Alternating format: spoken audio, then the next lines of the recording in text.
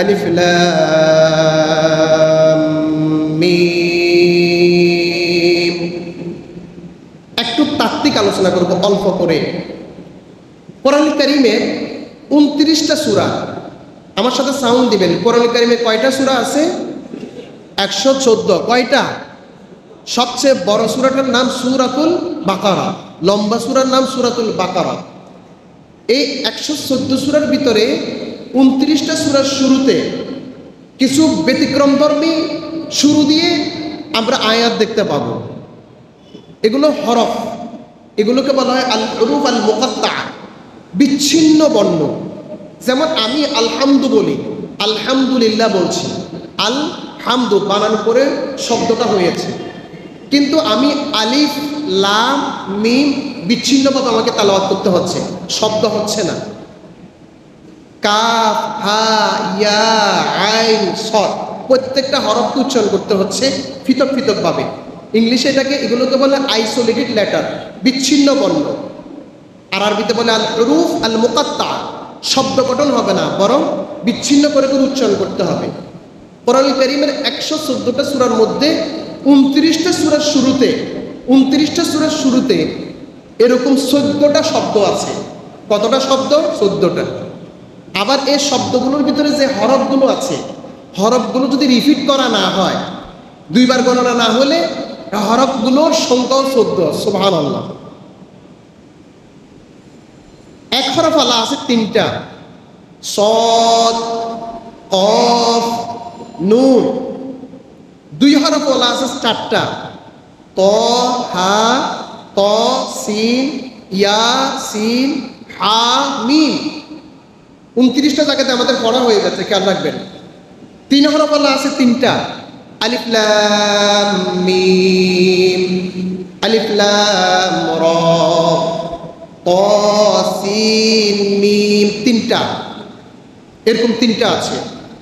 4 হরফ আলা আছে 2টা, আলিফ লাম মিম সদ, আলিফ লাম মিম র, 2টা। 5 হরফ আলা আছে 2টা, কাফ হা ইয়া আইন সদ, একটা, হা মিম আইন সিন কফ, এরকম করে পৃথক পৃথক করে উচ্চারণ করা। এই 14টা শব্দ 29টা সূরার শুরুতে রিপিট করে করে আসছে। যেমন আলিফ লাম মিম আসছে 6টা সূরার শুরুতে। আলিফ লাম মিম সূরা বাকারার শুরুতে আসলো, আলে ইমরানের শুরুতে আসছে, সূরা সাজদার শুরুতে আসছে, লোকমানের শুরুতে আসছে, রোমের শুরুতে আসছে, আনকাবুতের শুরুতে আসছে আলিফ লাম মিম।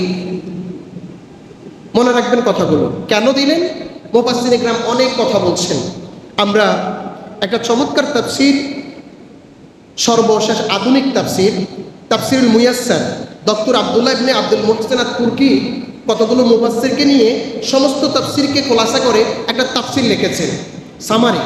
সেটা হলো আত-তাফসীর আল মুয়াসসারের ভিতরে উল্লেখ করছেন, হাযিহিল হুরুফ, এই হরফগুলো, ওয়াকাইদুহা মিনাল হুরুফিল মুকাত্তা, বিচ্ছিন্ন বর্ণ, ফি আওয়াইলিস সুওয়ার, সূরাগুলোর শুরুতে দেওয়া হয়েছে, ফিহি ইশারা, এখানে ইঙ্গিত আছে, ইলা ইজাজিল কোরআন, কোরআনের এজাজ বর্ণনা করা, অলৌকিকতা বর্ণনা করা। ফাকাদ ওয়াকা বিহি তাহাদ্দিল মুশরিকিন, মুশরিকদেরকে চ্যালেঞ্জ দেওয়া হয়েছে, কি ফাজিজু আন মুআরাদাতিহি, তারা এই কোরআনের যেন বিরোধিতা না করে, বরং তারা অক্ষম হয়ে গেছিল। ওয়া মুরাক্কাবুন মিন হাযিল হুরুফ আল্লাতী তাতাকাওয়ানু মিনহা লুগাতুল আরব, আলিফ লাম মিমের মতো বর্ণ দিয়ে আরবেরা কথা বলে, আলিফ লাম মিমের মতো বর্ণ দিয়ে কোরআনুল কারীমটা রচিত হয়েছে। তো তারা যে বলল কোরআনুল কারীমটা মুহাম্মদ সাল্লাল্লাহু আলাইহি সাল্লাম বানায় বলছে, ইচ্ছা করে নিজে নিজে বানায় বলছে। তো মুহাম্মদ সাল্লাল্লাহু আলাইহি সাল্লাম বানায় যে আলিফ লাম মিম এর মতো বর্ণ দিয়ে কোরআন যদি বানাইতে পারে, তারাও তো আলিফ লাম মিমের মতো বর্ণ দিয়ে আরবিতে কথা বলে। তো মুহাম্মদ সাল্লাল্লাহু আলাইহি সাল্লাম বানাইতে পারলে তারা বানাইতে পারেন না কেন? তারাও বানানোর চেষ্টা করুক। তাহাদ্দি, চ্যালেঞ্জ দেওয়া হয়েছে।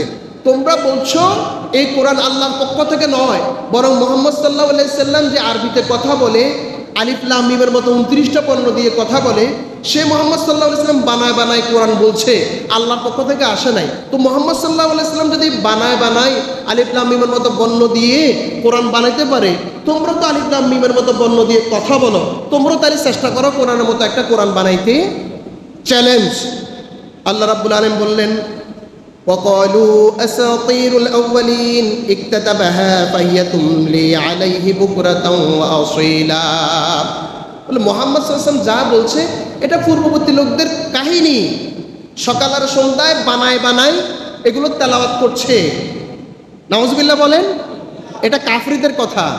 আর আল্লাহ রাব্বুল আলামিন তাদের কথাকে খণ্ডন করে কি বলছেন, লা ইয়াতিহিল বাতিলু মিন বাইনি ইয়াদাইহি ওয়ালা মিন খালফিহি তানজিলুম মিন হাকীমিন হামিদ। এটা এমন একটা আল্লাহর পক্ষ থেকে প্রশংসনীয় চমৎকার গ্রন্থ, যার সামনে দিয়ে কিছু যোগ করা যায় না, পিছনের দিক দিয়েও যোগ করার কোনো সুযোগ নাই।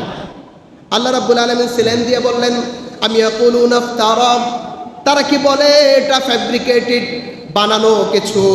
কুল, হে নবী আপনি বলে দিন, ফাতু বিসূরাতিন মিথলিহি, তাহলে কোরআনের একটা সূরার মতো তোমরা সূরা বানাও।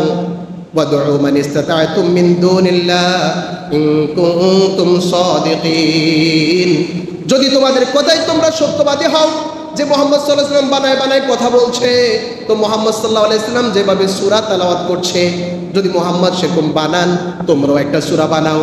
আল্লাহ রাব্বুল আলামিন বললেন, ওয়া ইন কুনতুম ফি রাইবিন মিম্মা নাযালনা আলা আবদিনা ফাতু বিসূরাতিন মিন মিথলিহি ওয়াদউ শুহাদাআকুম মিন দুনিল্লাহি ইন কুনতুম সাদিকিন।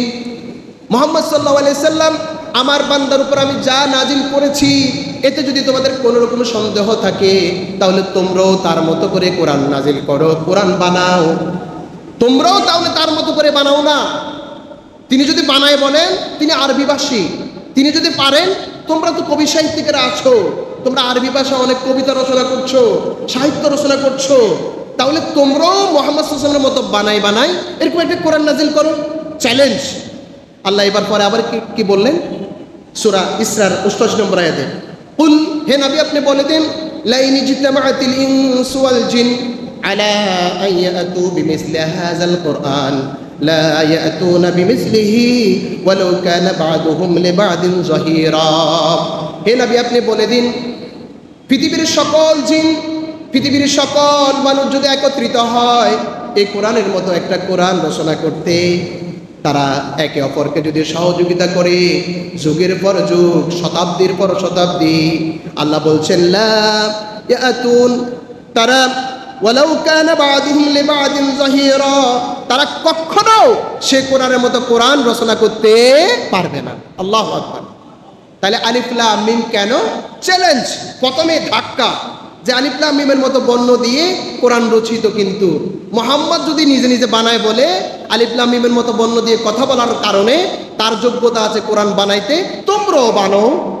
চ্যালেঞ্জ দিয়ে গিয়ে বারবার চ্যালেঞ্জ দিয়ে আল্লাহ সর্বশেষ বলছেন, না না, মক্কার কাফিরারা রে, শুধু তোমরা নয়, সারা পৃথিবীর সকল মানুষ একত্রিত হলো, সারা পৃথিবীর সকল জিন একত্রিত হলো, একত্রিত হয়ে এক অপরকে সহযোগিতা করে কোরআনের মতো একটা কোরআন রচনা করতে চাইলে কখনোই কোশ্চিনকালেও তারা পারবে না। ফাইন লাম তাফআলু ওয়ালাউ তাফআলু, আল্লাহ বলছেন তারা যদি না পারে, আবার আল্লাহ চ্যালেঞ্জ দিয়ে বলছেন তারা কখনোই পারবে না।